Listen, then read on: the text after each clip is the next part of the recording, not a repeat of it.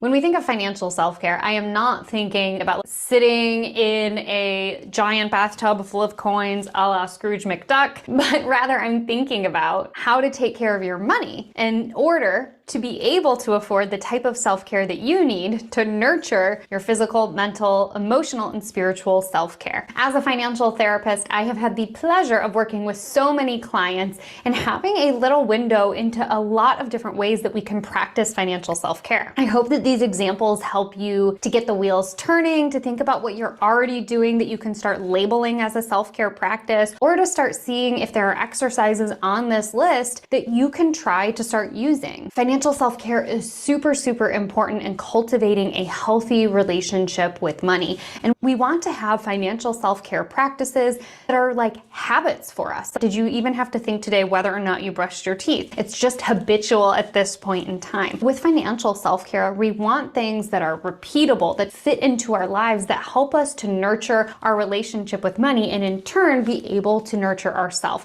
So I hope that this list helps you do just that. Let's get into 37 different ways that you can practice financial self-care by using any or all would be a lot of these financial self-care exercises. One, having a money date. That money date can be solo or it can be with a partner depending on your romantic relationship. And you can do these money dates at home, on the couch, nice and cozy. You can go out. I have had clients who've done their money dates on walks, breakfast dates, you name it. But the money date, you get to determine the agenda and you decide, what are we going to talk about today? What's important for us to check in on? And are we aligned on what we're doing and what we want to be doing in the future? 2, auto saving for different things. I'm such a fan of letting the robots do the heavy lifting. For example, I have auto deductions automatically set up to go to different buckets in my online bank account. Every single time that I'm paid, money automatically moves from my checking account into different savings accounts. So I'm automatically topping off things like an emergency fund, short-term savings goals. Recently, I was saving for zhuzhing up the basement a little bit where I live. Other things that I have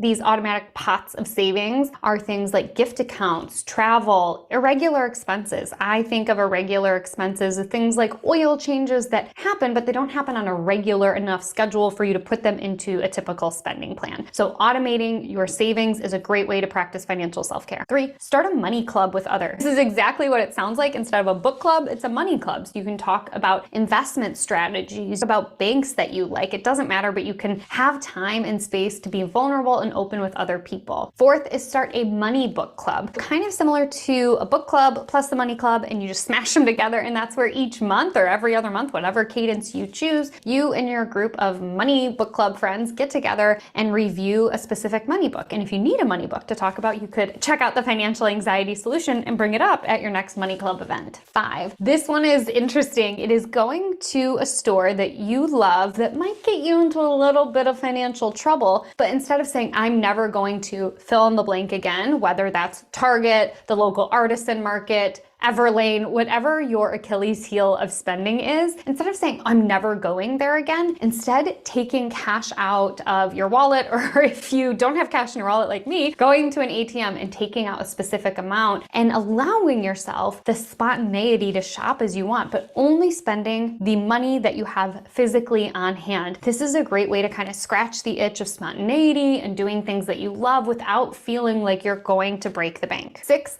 mental health drives. Think of this like a hot girl walk, but driving and for your money. Of course, you can replace driving with walking, with bus transport, with public transit, doesn't matter, but thinking about having time alone for you to dream about what you want your relationship with money to look like, what you want some of your money goals to be, where you think things are going to unfold for yourself financially in the year to come. Renting clothes instead of buying. I personally love Rent the Runway. I think a lot of people think about it as a place to go to rent things for, big events or weddings, but I actually use it to rent everyday pieces. Since I work from home and I'm not a big shopper, I feel like I was kind of out of touch with my style. And so having Rent the Runway, where they send me 4 pieces every month, gives me the opportunity to try out new pieces, see what I like. And if I really like a piece, I can hold on to it for a season and just return 3 of the pieces. It's been a really good fit for me. And when I say they send me, I mean I pay for it. I am not sponsored by Rent the Runway, but if you are interested in Rent the Runway, I do have a link below where you can check it out and get a little discount on your subscription. 8, kind of similar to renting, is also buying pre-owned. So much waste goes into clothes, into fast fashion, or into clothes that we wear once or twice. Instead, think of buying pre-owned or pre-loved items. And I'm talking about clothes, but you could also buy pre-owned books, pre-owned albums. There are so many different things that you can get that have already been loved at a discount. For me, for clothes, I love ThredUp. And again, I will link a discount code below if you've never done it before. I love ThredUp. This is actually not planned, but this is actually from ThredUp. You can sort by new with tags and get items that are brand new that somebody bought and just decided not to wear. You can also sort by your favorite brands, by your size, by your season. It is fantastic. And what I also love about ThredUp is you can request a bag from them to donate your clothes. If you have old clothes that are taking up space in your closet, you can put them in this bag, put them on, the front step or whatever. It comes with a prepaid shipping label. USPS will grab it and take it off. If they want to buy some of your clothes, they will give you money in the event that they sell them. But if not, they sustainably recycle them. So it's a win-win and is so much better than driving around with a giant garbage bag full of clothes in your trunk for months on end. Number 9 is having a swap party. I was talking about you can buy things that are pre-loved or pre-used. Talk to your friends about kitchen items that they don't use anymore, or about clothes that they don't wear, or about albums they aren't listening to. Having a little swap party can be a fun way to get new pieces and to get more life out of things that we've already purchased. I think we've all made that aspirational kitchen appliance purchase and then found out that maybe we weren't really that type of person, but somebody else in your world could really love it. So having a little swap meet could be a fun way to practice financial self-care. 10, having mock interviews with friends or family to help you prepare for a job interview or for a salary negotiation. 11, looking at your money regularly. Regularly can be different for everyone. For some people, they like to look at their money daily. For others, they like to look weekly or monthly, but having that consistent cadence of checking in. 12, waiting to finalize a purchase. When I talk to clients and people in my audience about waiting to purchase, this could literally be waiting a day or waiting a week before they hit purchase. So this might look like adding something to cart or seeing something in a cute market and wanting to buy it and really sleeping on it and not giving into that impulsivity of wanting that thing right then and there. For me, I actually do this a little bit more strategically. Not that waiting is inherently bad, but what I do is on my birthday, I make a big list of the things that I want to buy that year, like a pair of new winter boots, or maybe like a skincare tool that I've really been having my eye on. And then what I do is throughout the year, if I have that itch to do an impulse purchase,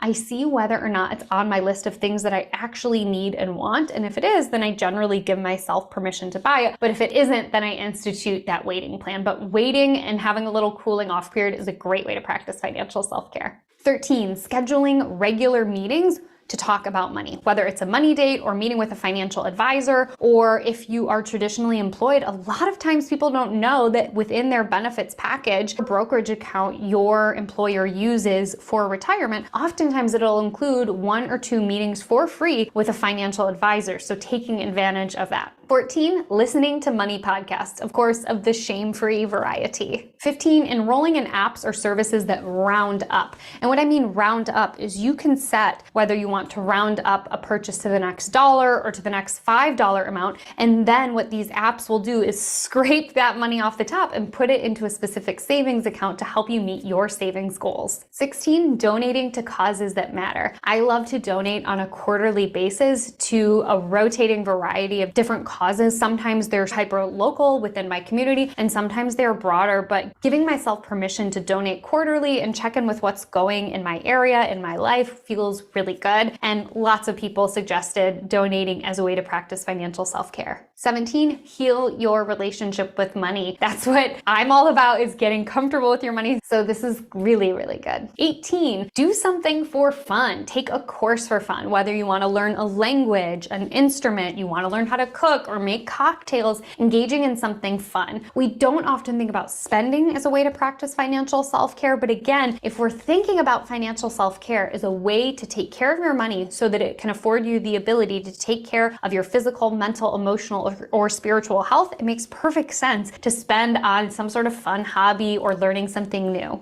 19, swap babysitting or pet sitting. If you have kiddos and you want to get out of the house, but we know babysitting right now is incredibly expensive, talk to another parent friend in your neighborhood or in your community, or you can swap days. Maybe every other Friday you take turns watching the other person's kiddo, and that way you can get out of the house. Same thing goes with pet sitting. Asking a friend or a neighbor to walk your dog or watch your cat overnight or on a weekend and then returning the favor. 20, no spend challenges. So no spend challenges I have a little kind of relationship with. They can be hard for people who get into black and white thinking. Either I'm good at money or I'm bad at money. Be cautious if you're going to engage in a no spend challenge, and give yourself some sort of time limit that feels achievable to you, that won't kind of spiral you out. For some people, that's a 1-week challenge. For some people, it's a 30-day challenge. But getting comfy with that practice of not spending beyond the things that you absolutely need could be an interesting thing. Another kind of tweak on the no spend challenge is to take a look at the last month or 3 months of the money that you have spent and see if there's one specific thing you can do no spend on. Maybe if you are a big lunch salad person, maybe you could challenge yourself to a month of not buying salads out on the go. 21 is a dry month challenge. So similar to a no spend challenge, but this one kind of takes it to a next level. If you're a person who drinks alcohol or engages in using marijuana, you might want to test out seeing what it looks like to not use for a month, not only for the financial benefit, but also for the mental clarity and the physical clarity that you might get from doing this. Of course, if you are struggling with substance abuse or addiction issues, make sure that you talk to a primary care provider to make sure that you do this in a safe way. 22, checking your credit score and credit report, having a good idea of where that 3-digit score is at, and making sure that everything on your credit report is accurate, making sure your identity wasn't stolen. And if you have maybe amended some things, maybe a credit bureau reported a late payment, but you actually didn't have a late payment, making sure everything's all ironed out there and you have a good idea of what's going on. 23, making your own luxe food items. Think things like trying your hand at making your own kombucha, oat milk, crusty homemade bread, kind of playing around with some of the things that you have in your kitchen and seeing what it feels like to try your hand at making your own things. I personally would probably not try to make my own kombucha, but I know this is so like millennial cringe, but I have gotten really into sourdough baking. In 2020 alone, I made 55 loaves, and now I have it kind of down to a science. For me, it is a way to practice financial self-care, of course, but it's also a way for me to engage in other senses of having a hobby, of practicing patience. There's so much that goes into it. Trying out your own way of making some of your own food items in a safe way could really work for you. 24, setting fun goals. I talked about this in the financial wellness episode, but Emily Ladau is a disability advocate, and in 2022, she talked about reframing SMART goals into fun goals, which stand for flexible, uplifting, and numberless. Of course, because I'm a money person, we have to have numbers-based goals, but making sure that the money goals that you set are actually in alignment for what you want to do and feel good for you and don't feel restrictive. 25, practicing financial gratitude.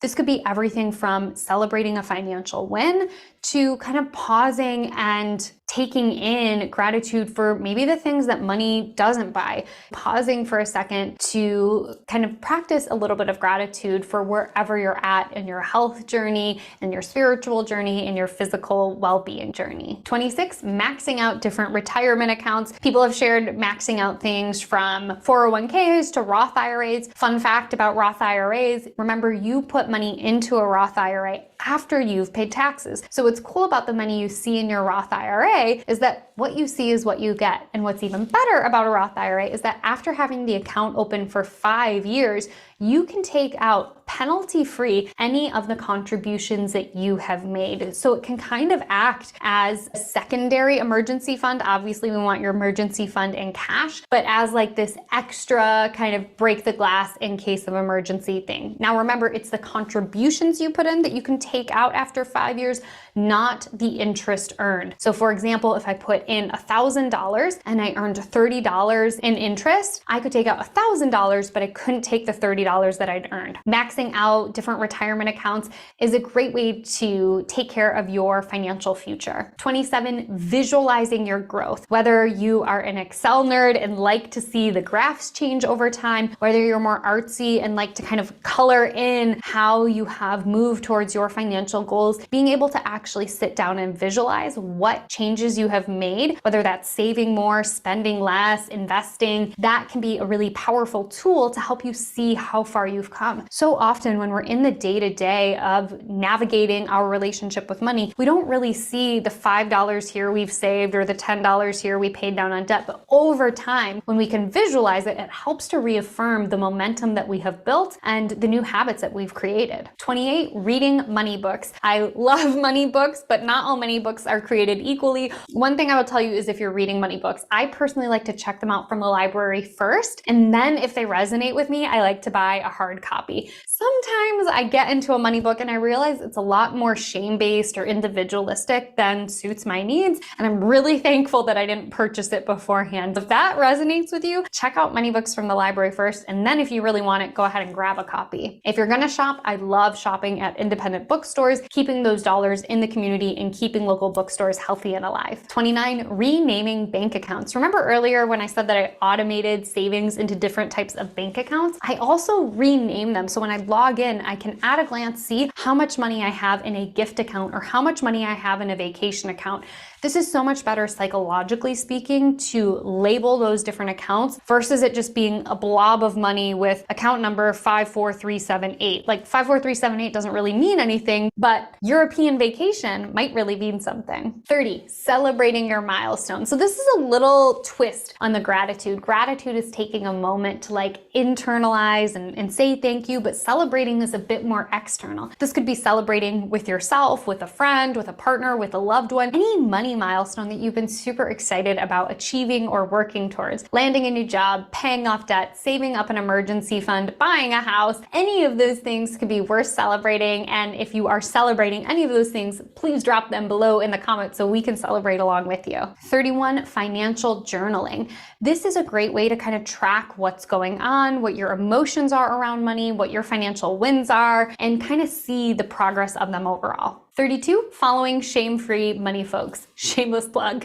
33, going to therapy. I'm a huge proponent of therapy, and before I was a therapist, I was in therapy. Now that I am a therapist, I'm still in therapy. I believe that when we have accessibility to a space that is safe for us, we can learn more about ourselves, we can heal old wounds, and we can learn how to navigate the world in a way that's so much healthier and safer for us. What I also love about therapy is that, as you know by now, I believe that money and emotions intersect. So if you're working on healing your personal relationship, I think by default, a lot of our money wounds are healed as well when we engage in therapy. 34, joining a gym or some sort of fitness streaming service. You decide what works for you. This is something that's frequently cited when I ask people how they practice financial self-care. 35, hire a money coach or financial therapist. So this is a bit different than a financial planner, but it's somebody to hold you accountable, or if we're talking about financial therapy, to help you with those old money stories. 36, composting and growing your own food in a backyard garden.